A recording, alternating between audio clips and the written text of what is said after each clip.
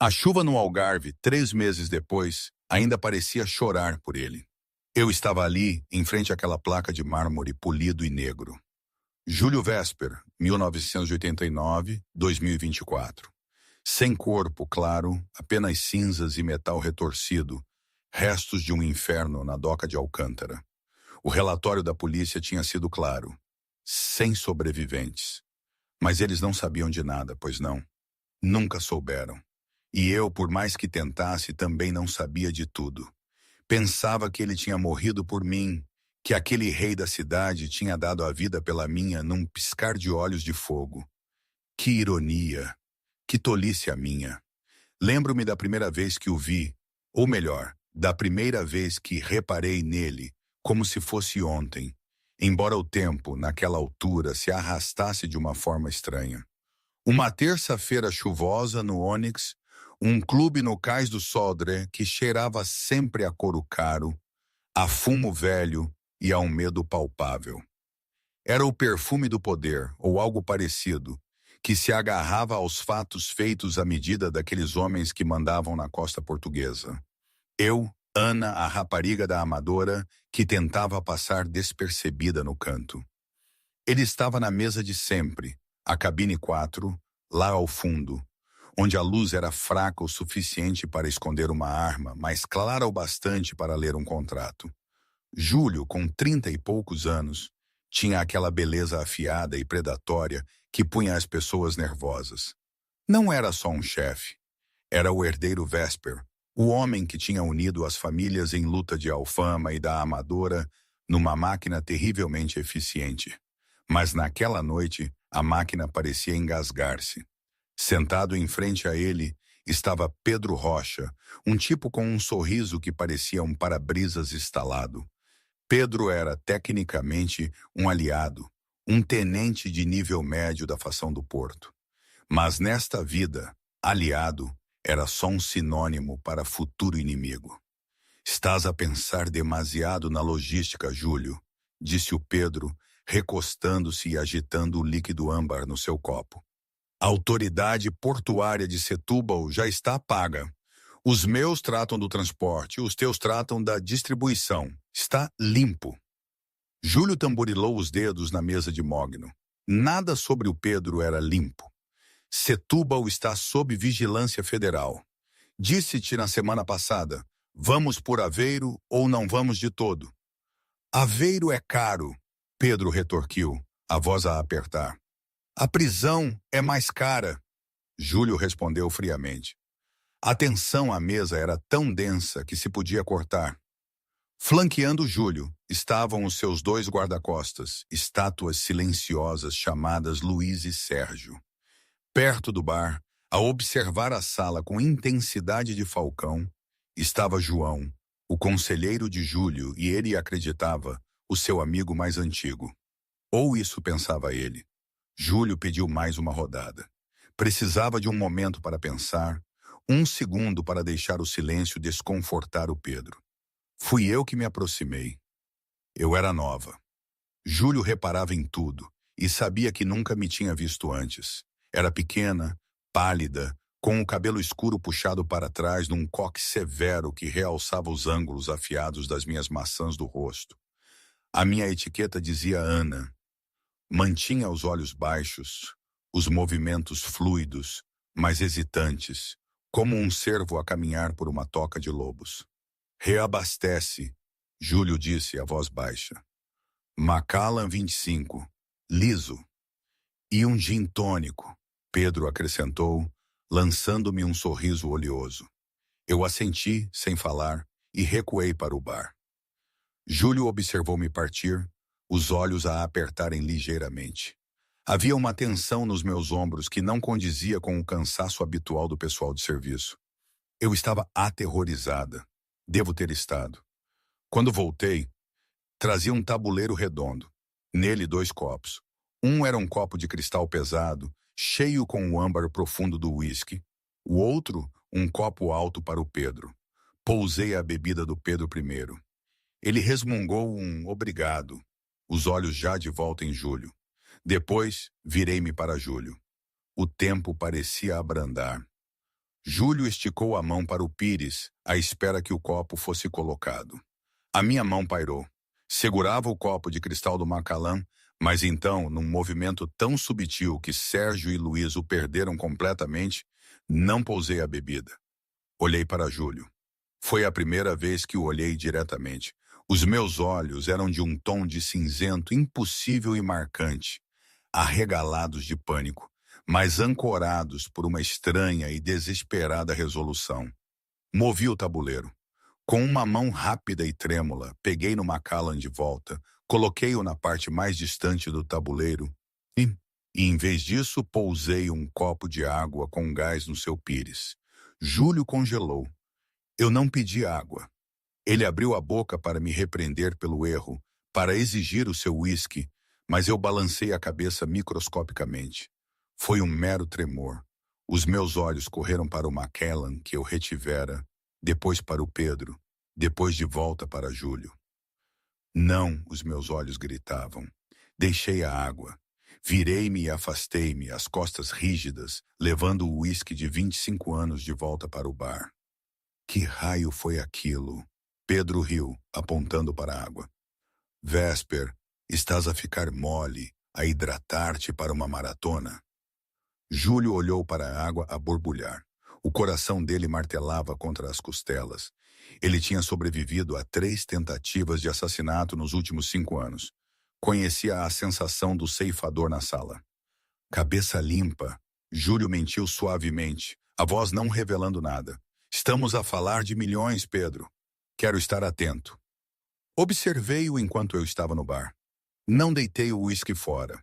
Coloquei-o numa prateleira inferior, escondido atrás de uma fila de garrafas de vodka, como se estivesse a preservar provas.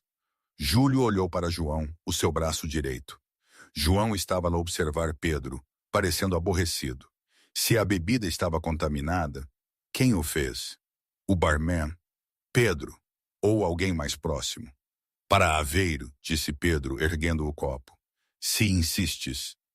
Para Aveiro, Júlio disse, erguendo a água. Pedro bebeu. Júlio deu um gole na água com gás. Era insípida, fria e segura. 10 minutos depois, a reunião terminou. Pedro levantou-se abotoando o casaco. Enviaremos a papelada por... Pedro parou. Piscou os olhos confuso. Levou a mão ao colarinho, o rosto de repente corando de um vermelho violento. Os joelhos de Pedro cederam. Ele caiu no chão com um som como um saco de cimento molhado. O caos irrompeu. Sérgio e Luiz sacaram as armas instantaneamente, apontando para a porta, para os funcionários, para as sombras. Os poucos outros clientes no clube gritaram e correram para as saídas. Não lhe toquem, Júlio rugiu, levantando-se. Pedro convulsionou uma vez, espuma a acumular-se nos cantos da boca, e depois ficou imóvel. Os olhos estavam bem abertos, fixos no teto. Não tinha sido a bebida. A bebida do Pedro estava boa. A mente de Júlio correu. O uísque. Ele olhou para o bar. Eu tinha desaparecido. João, Júlio disse, a voz gelada. Tranca as portas. Ninguém sai. Encontra a empregada, a nova, a agora. Júlio caminhou até ao bar, passando por cima do caos, os olhos fixos na prateleira atrás das garrafas de vodka. Esticou a mão e pegou no copo de Macallan 25 que eu me recusara a servir-lhe. Levou-o ao nariz. Por baixo do forte cheiro a turfa e carvalho do uísque havia um aroma fraco, quase imperceptível, de amêndoas amargas, cianeto. Mas não estava só no uísque. Pedro estava morto. Júlio estava vivo. Pedro era a distração. Júlio percebeu com um choque de adrenalina. Envenenaram Pedro para desencadear um bloqueio, para criar caos, mas envenenaram-me a mim para matar o rei. 2 alvos, 2 venenos. Se ele tivesse bebido aquele uísque, estaria morto agora. Chefe, a voz de Luiz estalou pelo auricular. Saída da cozinha. A miúda está a fugir. Júlio pousou o copo. Tragam-na para mim, ilesa. Se ela tiver um arranhão, Luiz, eu arranco-te a pele das costas. Ele precisava de respostas, e tinha a sensação de que a rapariga dos olhos cinzentos era a única que as tinha. O escritório privado acima do Onyx era insonorizado. Tinha de ser. Ao longo dos anos, abafara os sons de celebrações, discussões e execuções. Naquela noite estava silencioso, salvo pela minha respiração ofegante. Luiz tinha me encontrado no beco, a tentar escalar uma vedação de arame. Não tinha lutado, mas tinha ficado petrificada, aterrorizada, quando vi a arma. Agora, estava sentada numa cadeira de couro de costas altas, as mãos a tremer no meu colo. Júlio Vesper estava junto à janela, a observar a rua onde as luzes da polícia começavam a piscar contra o asfalto molhado pela chuva. Ele virou-se lentamente. Qual é o teu nome? Engoli em seco. Ana Rostova. És russa? Os meus pais eram. Eu nasci na Amadora. Júlio caminhou até a sua secretária e recostou-se nela, cruzando os braços.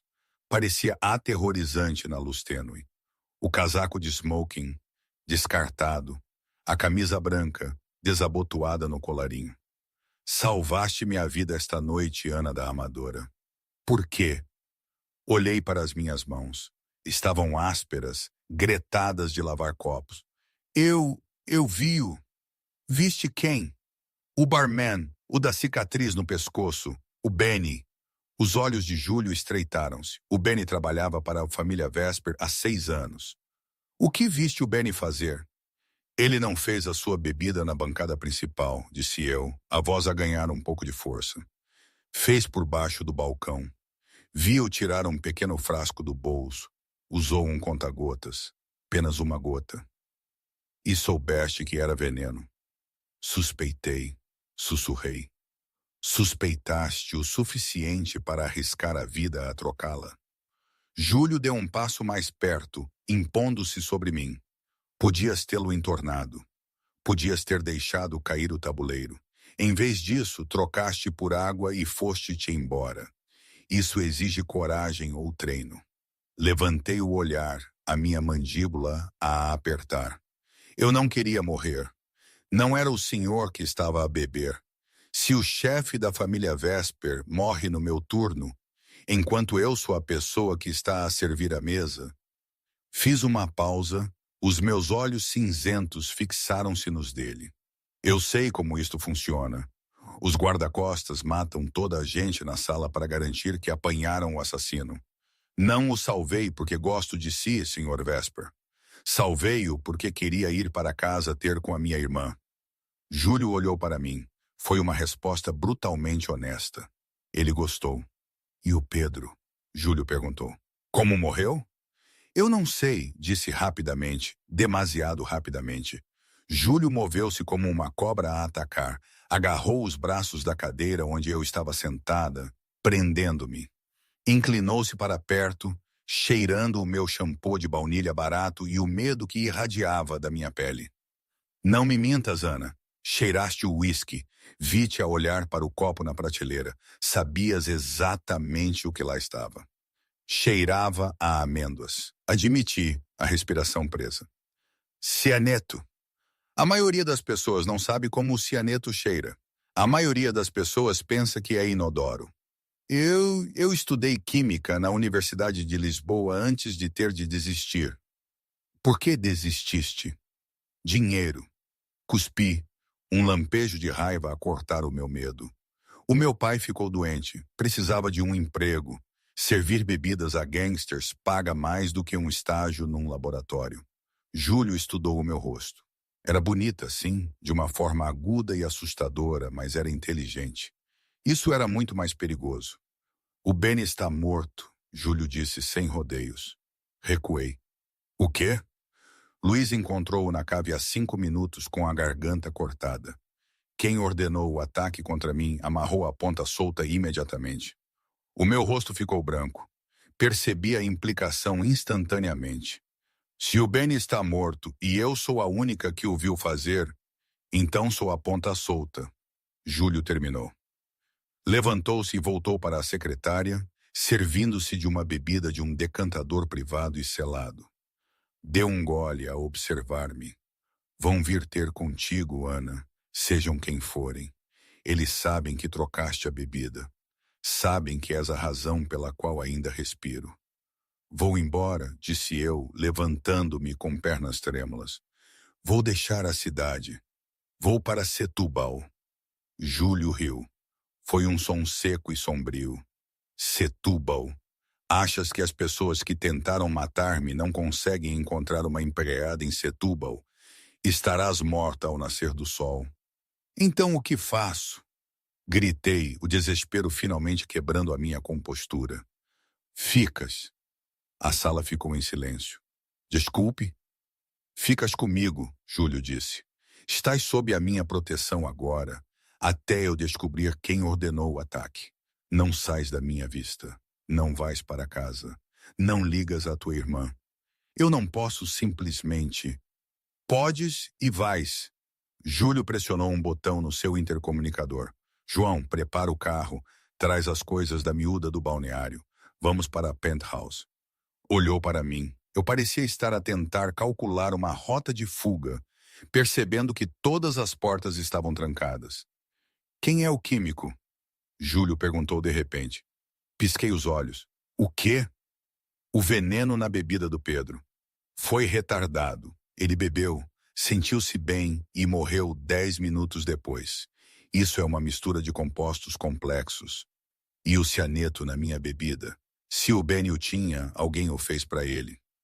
Júlio aproximou-se de mim, esticando a mão para me enfiar uma madeixa de cabelo atrás da orelha. Os seus dedos roçaram o meu pescoço e senti o meu pulso a martelar como um pássaro preso. Tens um bom faro, Ana. Vais ajudar-me a descobrir quem me tentou matar. Eu sou uma empregada, insisti. Já não, Júlio disse, a voz a baixar para um sussurro perigoso e íntimo. Agora és minha. A porta abriu-se. João entrou, o rosto sombrio. Chefe, temos um problema. Qual é? A polícia não é a única lá fora. Acabamos de avistar batedores da família Correia nos telhados. O rosto de Júlio endureceu, transformando-se numa máscara de pedra. Os Correia, os seus rivais mais amargos. Não esperaram pela confirmação da minha morte, Júlio rosnou. Estão a avançar para tomar o território esta noite. Agarrou-me no braço, não com gentileza, mas também sem dor. Foi possessivo. Fica perto de mim, ordenou. Se me largares a mão, morres, entendes? Olhei para a mão dele, depois para o rosto. Vi a violência lá, mas também um escudo. Assenti. Bom, Júlio disse, sacando uma Sig Sauer prateada do coldre de ombro. Vamos! A cozinha do Onyx era um labirinto de aço inoxidável e vapor. Normalmente era uma sinfonia de chefes a gritar e panelas a tilintar. Mas naquela noite o pessoal estava encolhido contra a parede mais distante, aterrorizado, vigiado por um dos subexecutores de Júlio. Júlio não parou. Moveu-se com uma graça fluida e aterrorizante, uma mão a segurar a Sig Sauer, a outra firmemente agarrada ao meu pulso. Não me arrastava, mas a força do seu impulso tornava impossível ficar para trás. Fica baixa, ordenou, a voz mal audível sobre o zumbido dos frigoríficos industriais. Chegamos à pesada porta de aço do cais de carga. João já estava lá, com um dedo na orelha, a ouvir a conversa da equipa de segurança lá fora. Os homens dos Correia estão a cobrir a frente e o beco. João sibilou. Temos um sniper no telhado leste. Estamos cercados, Júlio. O rosto de Júlio permaneceu impassível. Esperam que nos fechemos. Pensam que estou encurralado. Olhou para mim. Eu estava pálida, a respirar superficialmente, mas os meus olhos estavam alertas. Não estava lá a chorar. Isso era bom. Consegues correr de saltos? Olhei para os meus sapatos de serviço pretos. Sem uma palavra, descalcei-os. Sim. Júlio assentiu, um brilho de aprovação nos seus olhos escuros. João, explode a caixa de fusíveis das traseiras. Apaga as luzes do beco. Saímos pela saída lateral, pelo corredor da fossa de gordura. É um aperto, João avisou. É o único ponto cego. João puxou um interruptor na parede. Com uma faísca e um baque pesado, as luzes na parte traseira do edifício morreram. A cozinha mergulhou nas sombras. Move-te! Júlio abriu a porta lateral. O ar noturno atingiu-nos como um golpe físico, frio, úmido e com cheiro a lixo e ozono. A chuva caía em lençóis agora, transformando a sujidade de Lisboa num espelho preto e escorregadio. Movemo-nos para a passagem estreita entre o clube e o armazém adjacente. Era mal o suficiente para 2 homens caminharem lado a lado. Os meus pés descalços chapinhavam nas poças geladas, mas eu não me queixei. Mantive o passo com o diabo de fato. Crack! Uma bala lascou a parede de tijolos a poucos centímetros da minha cabeça. Fragmentos de pedra espalharam-se pelo meu cabelo. Ofeguei, tropeçando para trás. Baixa! Júlio rugiu.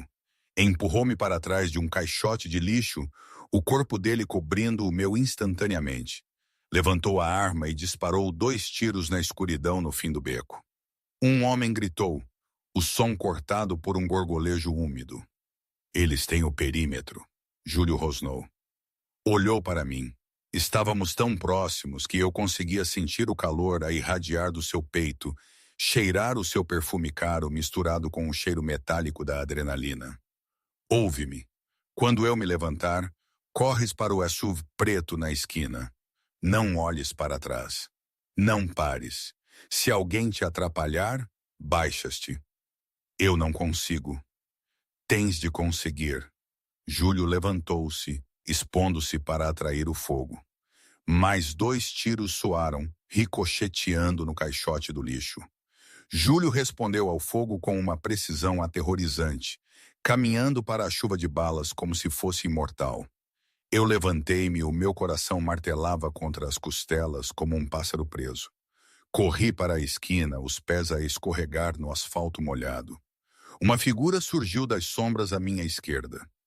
Um homem de casaco com capuz a levantar uma faca. Estava demasiado perto para Júlio atirar sem me atingir. Eu não pensei. O instinto tomou conta. Quando o homem investiu, eu balancei o pesado tabuleiro de metal que, estupidamente, agarrara instintivamente desde que fugira do clube. A borda do tabuleiro atingiu o homem diretamente na garganta. Ele engasgou-se e tropeçou para trás, deixando cair a faca. Eu não esperei.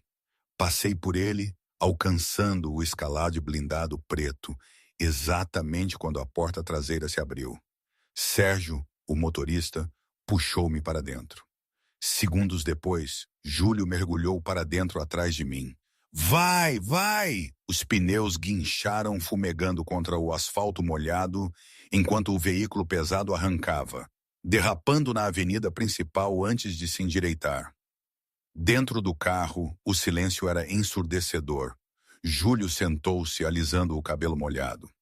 Verificou o carregador, ejetou-o e inseriu um novo com um clique mecânico.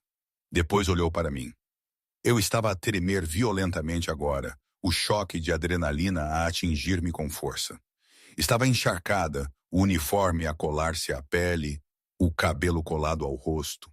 Ainda agarrava o tabuleiro de servir amassado. Júlio estendeu a mão e gentilmente tirou o tabuleiro do meu aperto. Tens um bom balanço, disse ele calmamente. Olhei para as minhas mãos. Estavam a tremer. Eu acertei nele. Tu sobreviveste a ele, Júlio corrigiu. Ele estendeu a mão para um compartimento e tirou um pesado cobertor de cachemira, atirando-o sobre mim. Há uma diferença. Para onde vamos? Perguntei, a voz a tremer. A Torre Vesper, Júlio disse, olhando pela janela fumada enquanto as luzes da cidade passavam rapidamente. A minha fortaleza. Preciso de ligar a minha irmã, disse de repente, sentando-me mais direita. Se os Correia o estão a atacar, se eles sabem quem eu sou... Eles ainda não sabem quem és, Júlio disse. Para eles, és apenas um membro do staff que teve sorte. Mas isso vai mudar até de manhã. É por isso que preciso de lhe ligar. Ela está no apartamento na Amadora. Ela está sozinha. Júlio fixou o seu olhar em mim. Era pesado, pesando na minha alma. Está sozinha? Sim, ela está doente. Não sai. Júlio bateu no vidro da divisória. João, envia uma equipe de resgate para a Amadora. A Tória, certo? Olhou para mim em busca de confirmação. Sunnyside, corrigi rapidamente. Rua 42, apartamento 4B. Sunnyside, tragam a irmã. Tragam-na para a torre. Usem a carrinha de transporte médico para não parecer suspeito. João assentiu do banco da frente. A caminho, chefe. Recostei-me no banco de couro, soltando um suspiro que senti que tinha prendido durante uma hora. Obrigada. Não me agradeças, Júlio disse, os olhos fechados enquanto inclinava a cabeça para trás. Não estou a fazer por caridade.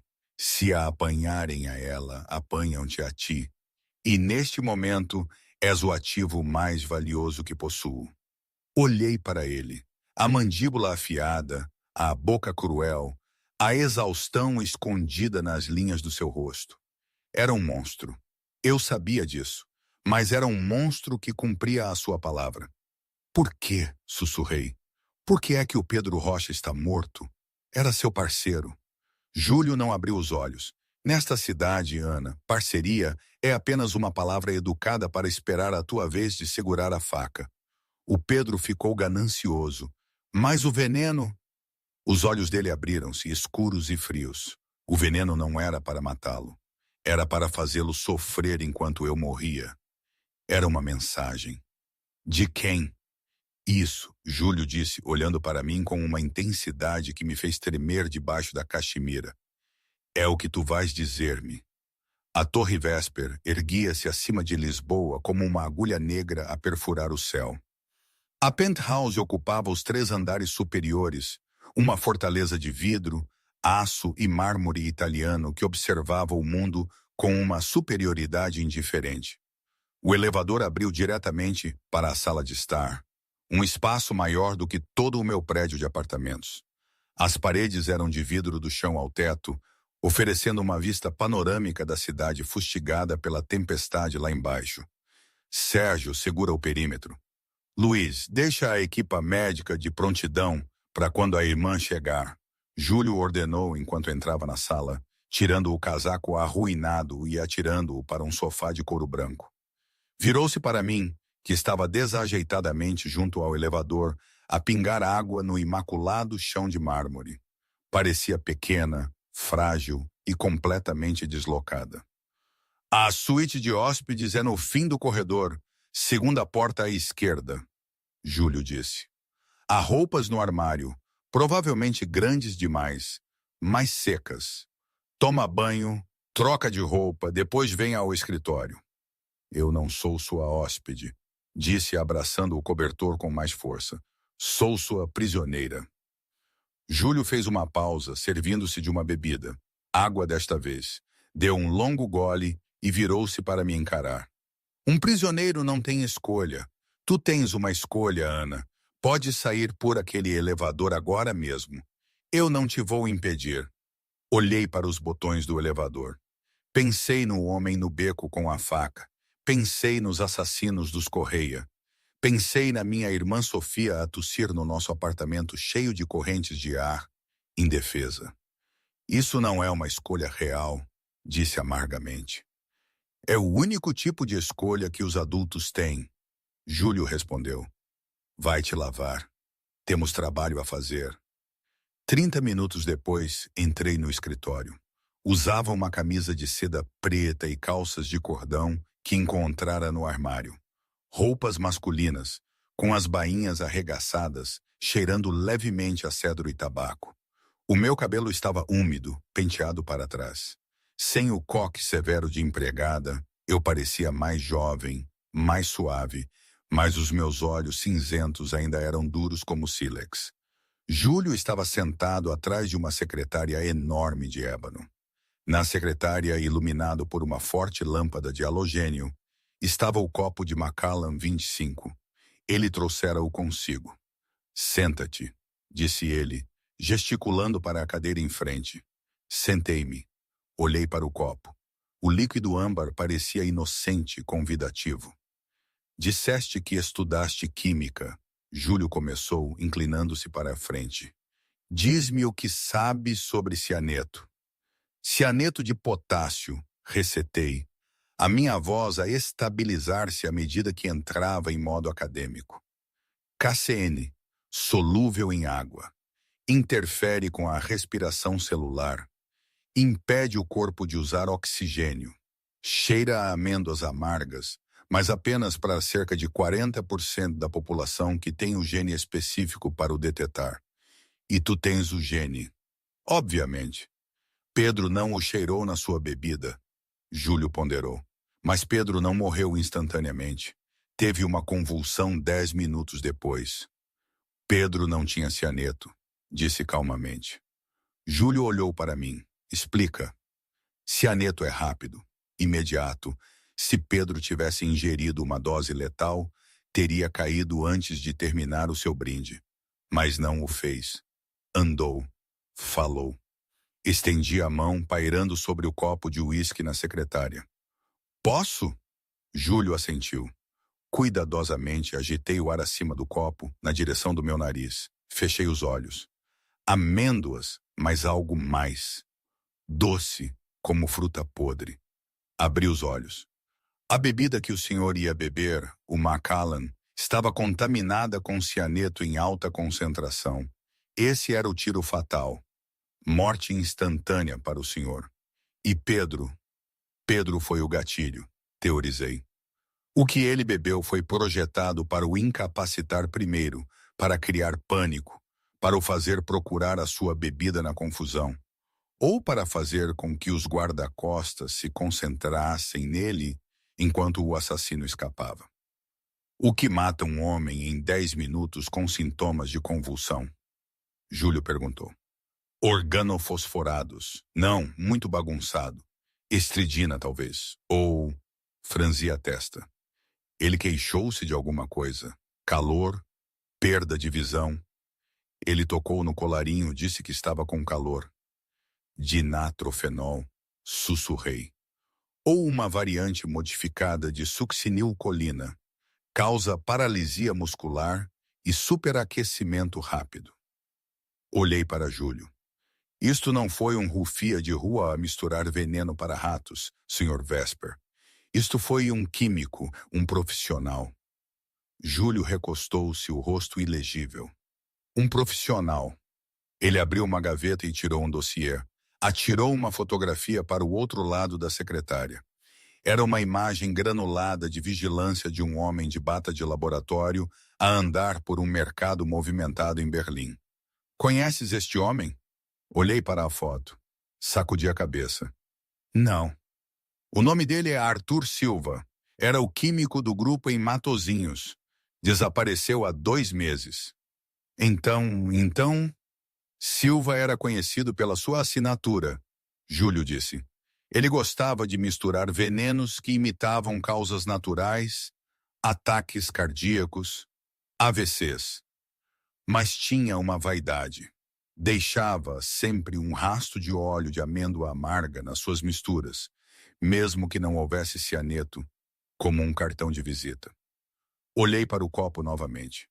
Então, o cheiro à amêndoa pode não ter sido o veneno, pode ter sido o autógrafo. Exatamente, Júlio levantou-se e caminhou até a janela a observar a cidade, o que significa que os Correia não encomendaram este ataque. Os Correia são talhantes, não artistas. Usam espingardas e carros-bomba. Então quem? Alguém que quer começar uma guerra entre mim e os Correia, Júlio disse suavemente. Alguém que quer que as famílias se destruam mutuamente para poderem apanhar os pedaços. Virou-se para mim. Tu não és apenas uma testemunha, Ana. És a única que pode identificar o método de entrega. Viste o Benny com o frasco? Como era o frasco? Era pequeno, disse, fechando os olhos, visualizando o momento. Vidro azul, azul cobalto, com uma tampa de prata. Júlio congelou. A temperatura da sala pareceu baixar 10 graus. Tens a certeza? Júlio perguntou, A voz mortalmente silenciosa. Azul cobalto? Tampa de prata? Sim, tenho a certeza. Captou a luz. Júlio bateu com o punho na secretária, fazendo o pesado copo de cristal saltar. Raios me partam. O quê? O que significa? Significa, Júlio disse, a mandíbula cerrada, que a pessoa a tentar matar-me é o meu próprio tio. Olhei para ele. A sua família? Valério Vesper. Júlio cuspiu o nome como uma maldição. Ele coleciona frascos de farmácia antigos, azul cobalto. É a sua excentricidade. Antes que eu pudesse processar isto, o intercomunicador na secretária zumbiu. Chefe, a voz de João veio, soando tensa. Temos uma situação. Apanhaste a irmã? Júlio perguntou. Houve uma longa pausa. João, Júlio avisou. O apartamento na Amadora estava vazio, chefe, João disse. Sem sinais de luta, mas encontramos uma nota colada na televisão. Levantei-me, as mãos a agarrar à beira da secretária. Onde está ela? Onde está a Sofia? Lê a nota, João, Júlio ordenou. A voz de João era sombria. Diz, o sobrinho tem a coroa, mas o tio tem o coração. Troca a rapariga pela irmã. Tens 1h à meia-noite na doca de Alcântara. Soltei um grito estrangulado. Eles apanharam-na. Eles apanharam a Sofia. Virei-me para Júlio, os olhos selvagens de pânico e fúria. Disse que nos ia proteger. Disse que ela estaria segura. Vou trazê-la de volta, Júlio disse, o rosto a endurecer numa máscara de pura violência. Ele quer-me, gritei. Ele quer trocar. Eu faço isso. Não, Júlio disse, contornando a secretária e agarrando-me pelos ombros. É uma armadilha. Se fores, as duas morrem. Valério não deixa testemunhas. Não me importo. É a minha irmã. Ela está doente. Precisa da medicação. Lutei contra o seu aperto, mas ele era inamovível. Ana, ouve-me. Júlio sacudiu-me com força. Eu não troco vidas. Já não. Ele puxou-me para perto, os olhos dele a queimar nos meus. Vamos para a doca de Alcântara, mas não vamos fazer uma troca. Vamos buscar a tua irmã de volta e eu vou matar o meu tio. Ele tem um exército. Solucei, a minha força a falhar. Eu também tenho, Júlio disse, libertando-me e batendo num botão do telefone da sua secretária. Prepara a equipa de assalto pesada, equipamento tático completo. Vamos para a guerra. Olhou para mim, que limpava as lágrimas do rosto, os meus olhos cinzentos a passarem do medo para uma resolução fria que igualava a dele. Consegues disparar? Júlio perguntou. Olhei para a arma na secretária. Pensei na minha irmã. Pensei no homem no beco que eu tinha atingido com o tabuleiro. Mostre-me como. Pausa. Preciso de respirar um pouco. Aquela noite, aquilo tudo era uma loucura total. Tipo, eu, a Ana da Amadora, a servir bebidas no submundo de Lisboa e de repente o tipo mais perigoso da cidade diz que sou dele. O meu pai, se fosse vivo, diria para correr e não olhar para trás. Mas para onde? Não havia para onde correr, pois não. Era uma ratoeira. E eu estava no meio dela. Não sei bem o que senti, para ser sincera. Medo, sim. Mas também uma espécie de adrenalina estranha. Como se pela primeira vez a minha vida não fosse só sobre pagar contas e cuidar da Sofia. Era maior. Assustadoramente maior. No fundo, a minha vida já era uma mentira disfarçada de normalidade. Esta era apenas mais uma, só que com mais tiros. Enfim, voltemos à história, se é que se pode chamar história a isto. O arsenal da Torre Vesper não era tanto um armário quanto uma abóbada. As paredes eram revestidas de aço preto fosco, contendo tudo, desde pistolas compactas a rifles de assalto de nível militar. O ar era seco, filtrado e cheirava a óleo e metal frio. Estava junto a uma bancada, as minhas mãos a tremer ligeiramente enquanto segurava a Glock 19 que Júlio me entregara. Parecia mais pesada do que parecia, um tijolo denso de morte em potencial. É demasiado pesada, sussurrei, a minha voz mal audível sobre o som de Luiz e Sérgio a carregar carregadores ao fundo. É mais leve que um caixão, Júlio disse, aproximando-se por trás de mim. Ele não me tocou, mas a sua presença era um peso físico contra as minhas costas. Estendeu o braço em volta de mim, as suas grandes mãos cobrindo as minhas, corrigindo o meu aperto. Polegares para a frente, instruiu, a voz baixa e vibrando contra a minha orelha. Se cruzares os polegares atrás do ferrolho, ele vai arrancar a pele da tua mão quando disparar. Agarra alto, torna-te parte da máquina. Ajustei o meu aperto. As mãos de Júlio eram ásperas, calejadas por anos de violência. No entanto, o seu toque era surpreendentemente preciso. Por um segundo fugaz, a terrível realidade da noite desvaneceu-se, substituída pela carga elétrica do seu corpo contra o meu. Aponta com o teu olho dominante, Júlio murmurou. Não olhes para a arma. Olha para o alvo. A arma é apenas uma extensão da tua vontade. Se o queres morto, a bala irá para lá.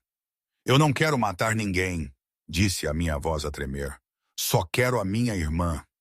Esta noite, Júlio disse, afastando-se e virando-me para o encarar. Essas duas coisas são a mesma. Olhou para os meus olhos, procurando o ponto de quebra. Viu medo, sim, mas por baixo dele estava o mesmo aço que vira quando troquei a bebida. Eu era uma sobrevivente. Saímos em 5 minutos, Júlio anunciou à sala. João, tu lideras. Sérgio, tu vens comigo e com a Ana no Mercedes blindado. Luiz, tu ficas na retaguarda com a equipa tática. Valério terá homens nas vigas. Quero imagens térmicas nos drones antes de sequer pormos os pés naquele armazém. Percebido, chefe, João disse, engatilhando uma espingarda.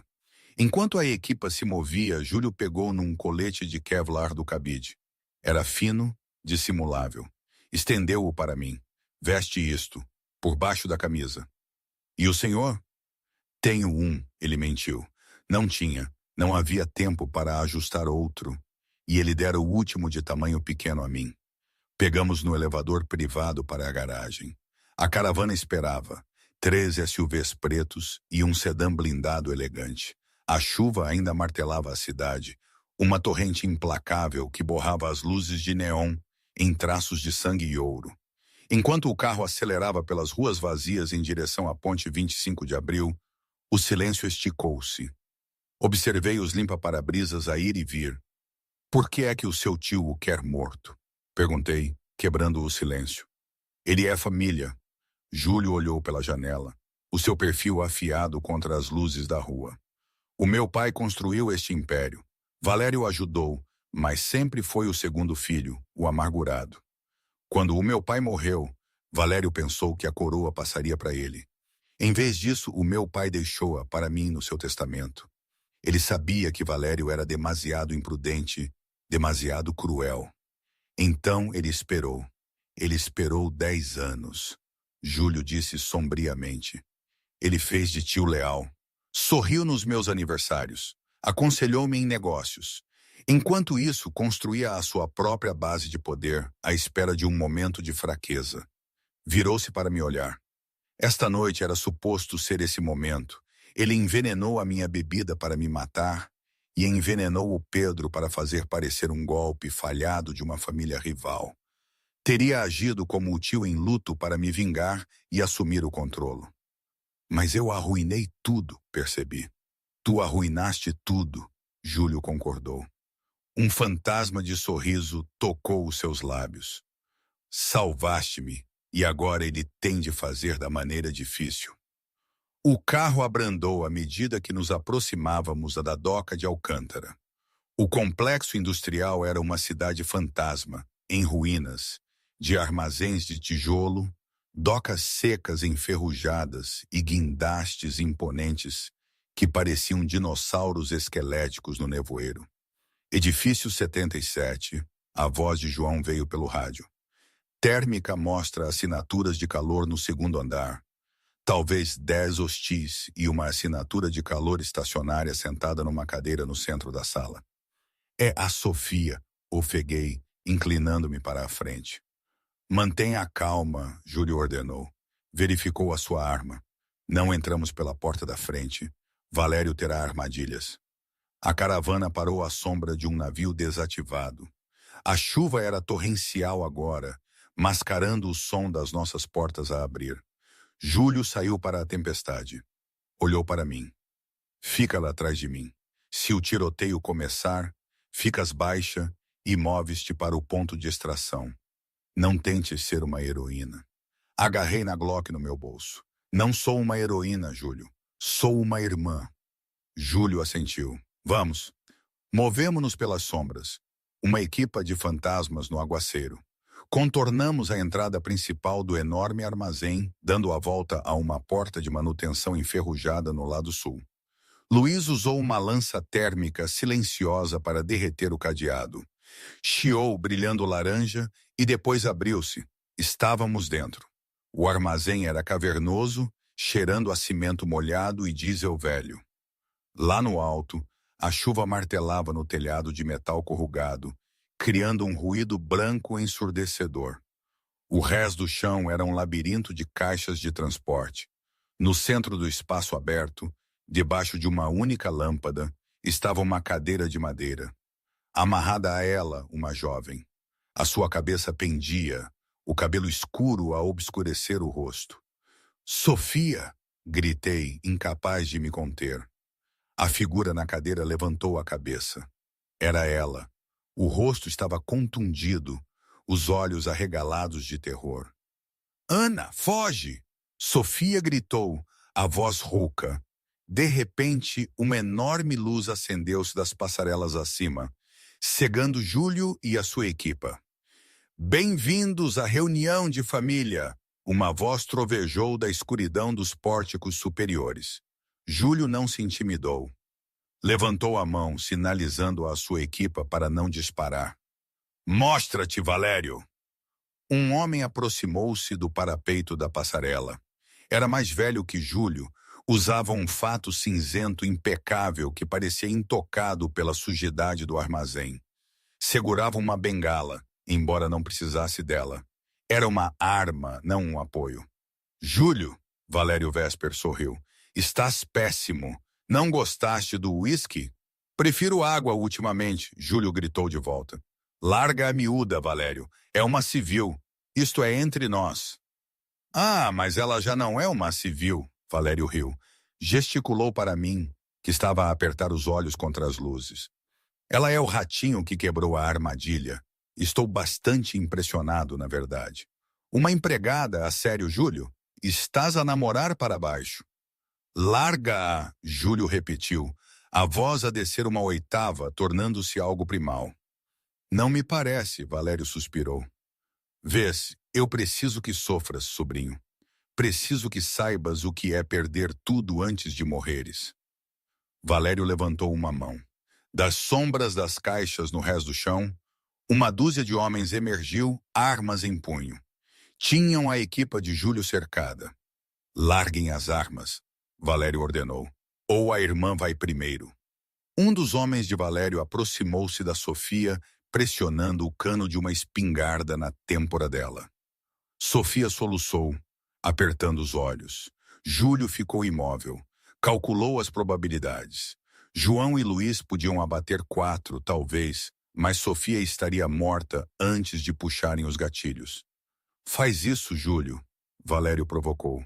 Mostra-lhes o grande rei Vesper a render-se. Júlio agachou-se lentamente e colocou a sua Sig Sauer no chão de betão. Pousem as armas, ordenou aos seus homens. João e Sérgio hesitaram, mas seguiram a ordem. Sons de tilintar ecoaram enquanto as armas caíam no chão. Bom, Valério sorriu. Agora tragam a empregada para cá. Quero ver a rapariga que me enganou. 2 guardas agarraram-me, lutei, mas arrastaram-me para o círculo central de luz, atirando-me para junto da cadeira da Sofia. Ana! Sofia choramingou. Desculpa. Está tudo bem, sussurrei, agarrando as mãos atadas da minha irmã. Ele vai tirar-nos daqui. Ele? Valério riu, descendo as escadas metálicas em direção a nós. Ele é um cadáver a caminhar. E tu, minha querida, és apenas o adorno. Valério alcançou o rés do chão. Tirou um frasco azul cobalto do bolso, o mesmo tipo que eu descrevera. Girou-o nos dedos. Já que sabes tanto sobre química, Ana, Valério disse aproximando-se de Júlio, talvez me possas dizer o que acontece quando se mistura fulminato de mercúrio com um gatilho cinético. Os meus olhos arregalaram-se. Explode no impacto. Precisamente, Valério sorriu. Olhou para Júlio. Vou matar-te, Júlio. Mas primeiro, vou fazer-te ver-me esvair o sangue destas duas raparigas. Valério sacou uma arma do casaco, uma Desert Eagle banhada a ouro. Apontou-a para mim. Não, Júlio rugiu. Ele moveu-se. Não para a sua arma. Estava demasiado longe. Moveu-se para Valério. No mesmo instante, as portas do armazém explodiram. A explosão não foi uma bomba. Foi um caminhão. João tinha guardado um trunfo na manga. O veículo de extração de apoio, um Humvee reforçado e pesado, embateu contra as portas de metal corrugado a 100 km/h. Atravessou a pilha de caixas atrás dos homens de Valério, enviando madeira e estilhaços de metal a voar como mísseis. O caos irrompeu. Matem-nos! Valério gritou, disparando descontroladamente para Júlio. Júlio derrubou Valério, atirando o homem mais velho contra o betão. A arma dourada deslizou para longe. Abrigo! Júlio gritou para mim. Desta vez, não congelei. Agarrei a cadeira da Sofia e arrastei-a para trás de um pilar de aço pesado, exatamente quando as balas começaram a mastigar o chão onde estávamos sentadas. O armazém transformou-se numa zona de guerra. Os homens de Júlio, aproveitando a distração, mergulharam para suas armas. João rolou atrás de um empilhador, surgindo com a sua espingarda a rugir.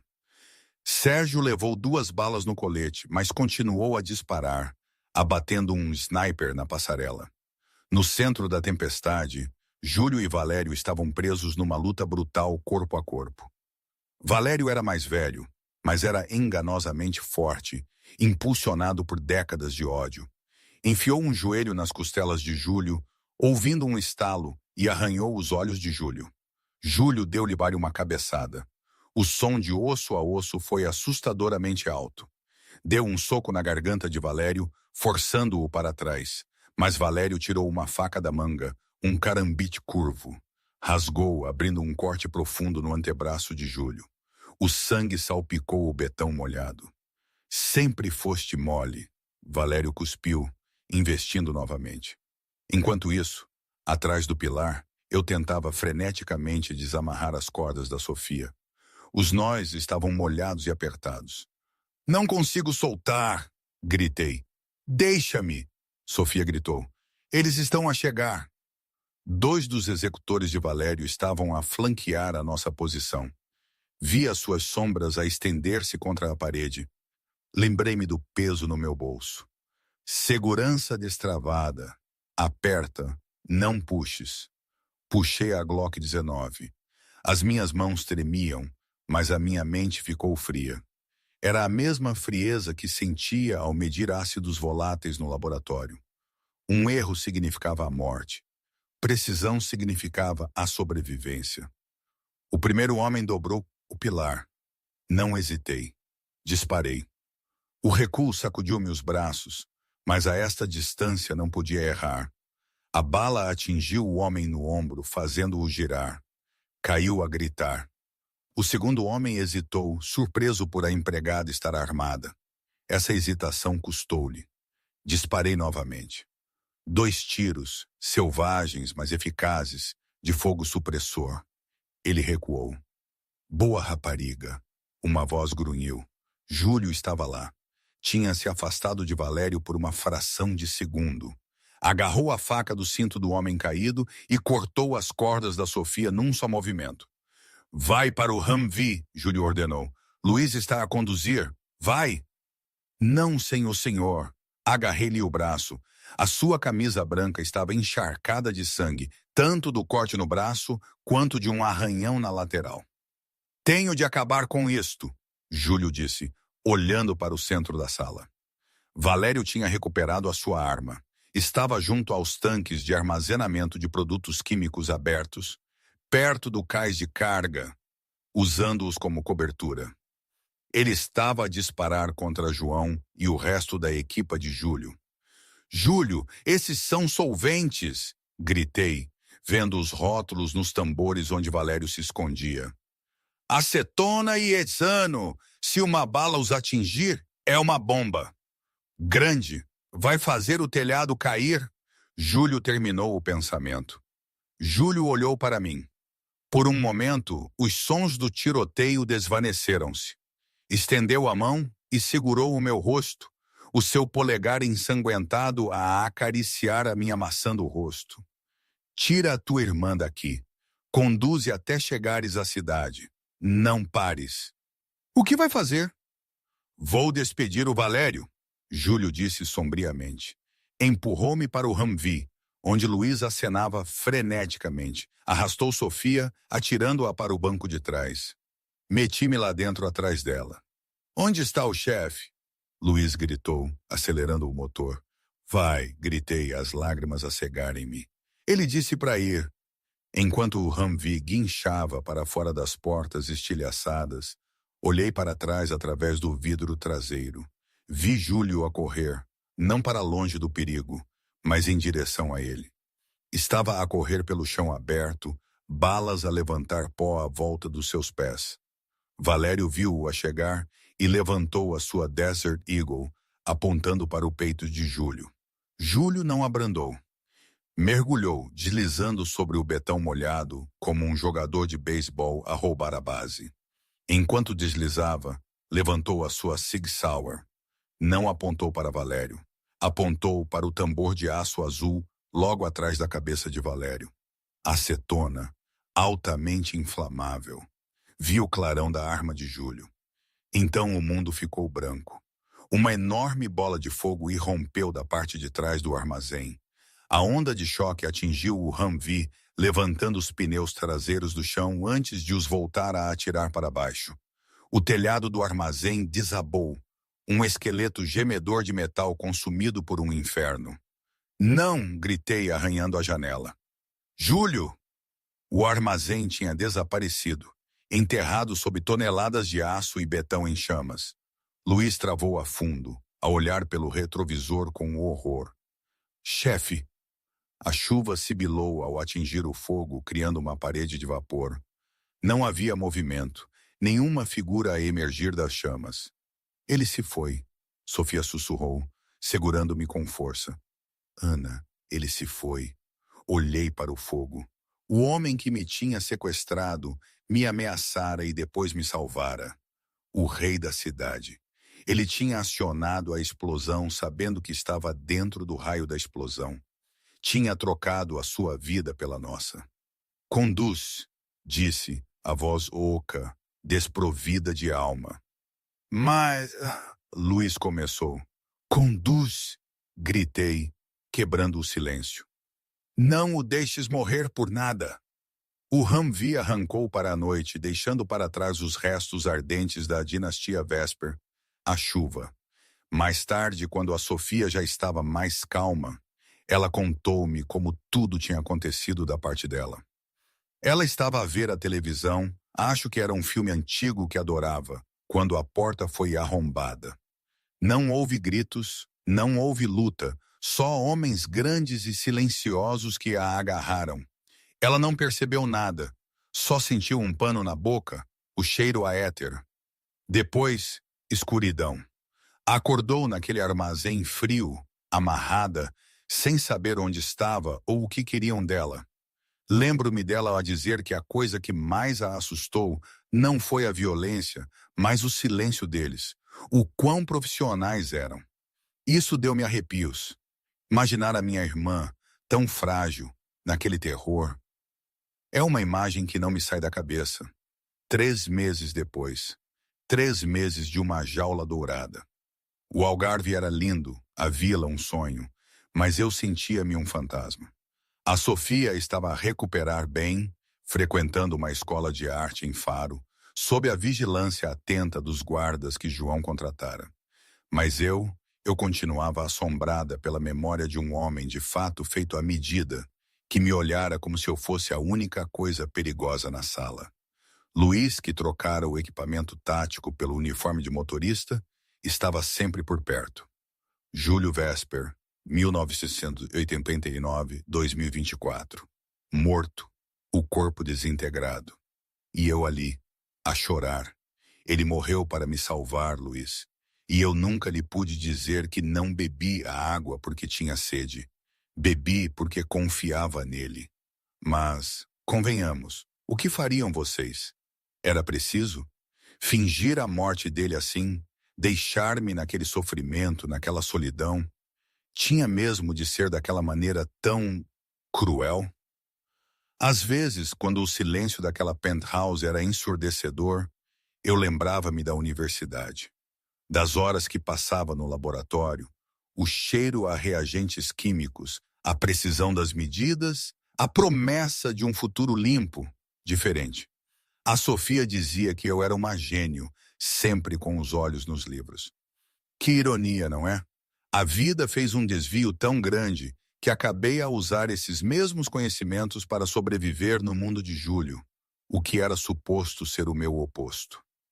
Aquelas paredes brancas, as bancadas limpas, parecia uma outra vida, um sonho que se desfez com a doença do meu pai. Agora, os químicos significavam veneno, e a precisão significava a diferença entre a vida e a morte, não a cura. Uma tarde de terça-feira, a empregada interrompeu os meus pensamentos. Senhora, uma visita. Diz que é sobre as legalidades da propriedade. Suspirei. Mande-o para o escritório. Entrei no interior fresco e sombrio da vila. O escritório cheirava a couro velho e cedro, um aroma que me lembrava dolorosamente o escritório no Onyx. O visitante estava junto à janela, de costas para mim, a observar uma tempestade a formar-se sobre o mar. Usava um fato cinzento carvão que lhe assentava perfeitamente. Assinei os documentos de transferência na semana passada, disse eu, exausta. Pensei que tínhamos acabado. A papelada nunca acaba. Ana, há sempre mais um contrato. Parei de respirar.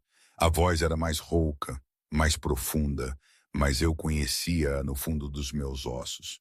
O homem virou-se. Uma cicatriz irregular e em cicatrização ia da sua têmpora até a linha do cabelo, e ele parecia mais magro, mais duro. Mas os olhos escuros e predatórios eram inconfundíveis. Agarrei na pesada secretária de Carvalho para não cair.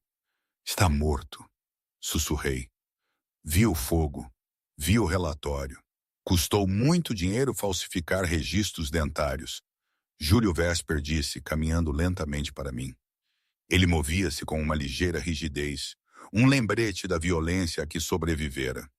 Mentiu-me, ofeguei, o choque a dar lugar a uma onda de raiva. Deixou-me chorar a sua morte durante 3 meses, Júlio. Tinha de o fazer, disse ele, parando a centímetros de mim. Se o mundo soubesse que sobrevivi, os aliados de Valério teriam vindo ter contigo para chegar a mim. Eu tinha de ser um fantasma. Não podia voltar até ter caçado cada pessoa daquela lista.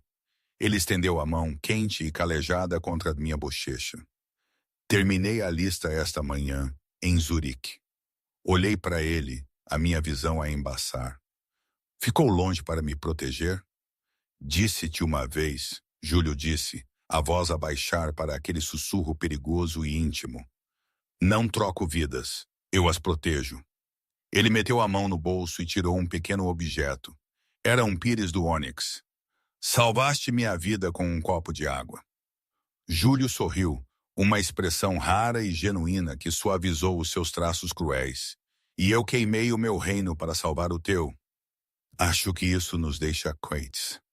Não quero estar quite, sussurrei, as lágrimas a escorrer. Bom, Júlio disse, porque estou cansado de beber sozinho. Ele inclinou-se e beijou-me.